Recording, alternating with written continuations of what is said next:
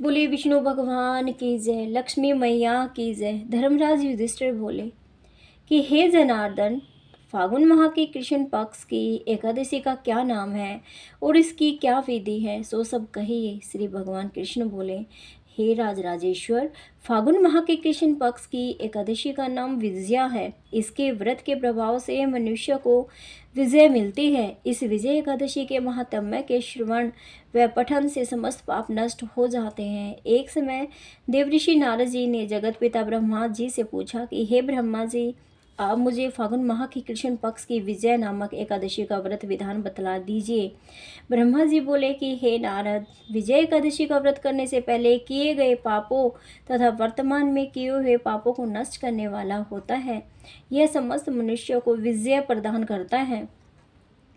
त्रेता युग में श्री रामचंद्र जी को जब 14 वर्ष के लिए वनवास हो गया था, तब वह श्री लक्ष्मण जी तथा जानकी जी सहित पंचवटी में निवास करने लगे थे।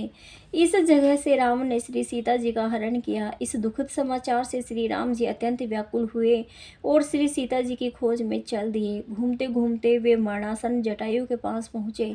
कुछ आगे चलकर इनके सुग्रीव के साथ मित्रता हो गई और इन्होंने बाली का वध किया। श्री हनुमान जी लंका में जाकर सीता जी का पता लगाया। वहां से लौटकर हनुमान जी श्री रामचंद्र के पास आए और उन्होंने यह सब समाचार रामचंद्र जी से कहा।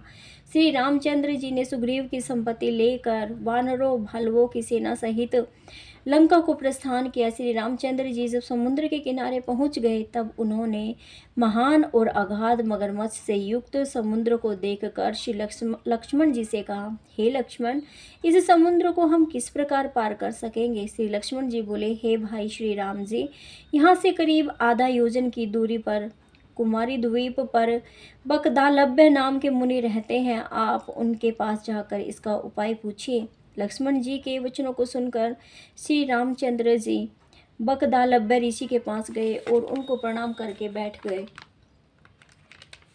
मुनि ने उनसे पूछा, हे श्री राम जी, आप कहाँ से पधारे हैं। श्री राम बोले, हे महर्षि, मैं अपनी सेना सहित यहाँ आया हूँ और राक्षसों को जीतने लंका जा रहा हूँ। आप कृपा कर समुद्र पार करने का कोई उपाय बता दीजिए। बकधालभ्य ऋषि बोले, हे श्री राम जी, मैं आपको एक उत्तम व्रत बतलाता हूँ। फागुन माह के कृष्ण पक्ष की विजय एकादशी का व्रत करने से तुम समुद्र से अवश्य ही पार हो जाओगे और तुम्हारी विजय होगी। हे श्री राम जी, इस व्रत की विधि यह है कि दसवीं के दिन स्वर्ण, चांदी, तांबा या मिट्टी किसी का एक घड़ा बनावे। उस घड़े को जल से भरकर तथा उस पर पंच पल्लव रखकर वेदी का प्रस्थापित करें। घड़े के नीचे सतनजा 7 अनाज मिले हुए और ऊपर जो रखे, इस पर श्री नारायण भगवान की स्वर्ण प्रतिमा स्थापित करें। एकादशी के दिन स्नान आदि नित्यक्रम से निर्वित होकर धूप दीप नैवेद्य नारियल आदि से भगवान की पूजा करें। उस दिन भक्ति पूर्वक घड़े के सामने व्यतीत करे और रात्रि को भी उसी तरह बैठकर जागरण करे। द्वादशी के दिन नदी या तालाब के किनारे स्नान आदि से निर्वृत होकर उस घड़े को ब्राह्मण को दे देवे। हे राम, यदि तुम इस व्रत को सेनापतियों के साथ करोगे तो अवश्य ही विजय होगी। श्री रामचंद्र जी ने विधि पूर्वक विजय एकादशी का व्रत किया और उसके प्रभाव से दैत्यों के ऊपर विजय पाई। अतः हे राजन, जो मनुष्य इस व्रत को विधि पूर्वक करेगा, उसकी दोनों लोकों में विजय होगी। श्री ब्रह्मा जी ने नारद जी से कहा कि हे पुत्र, जो इस व्रत का महात्म्य सुनता है, उसको वाजपेयी यज्ञ के फल की प्राप्ति होती है। कथासार, विष्णु भगवान का किसी भी रूप में पूजन मानव मात्र की समस्त मनोकामनाएं पूर्ण करता है। भगवान राम हालांकि स्वयं विष्णु के अवतार थे, अपितु अपनी लीलाओं के चलते प्राणियों को सद्मार्ग दिखाने के लिए उन्होंने विष्णु भगवान के निमित्त इस व्रत को किया। विजय की इच्छा रखने वाला कोई भी मनुष्य इस व्रत को करके अनंत फल का भागी बनता है।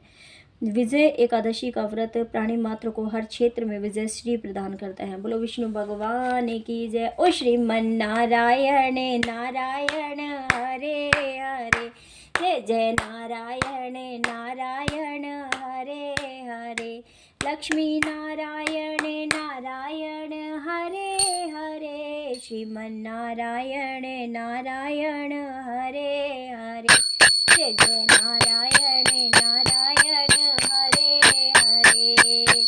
ओम नमो नारायणा, ओम नमो नारायणा, हरि ओम नमो नारायणा, जय जय नारायण नारायण हरे हरे।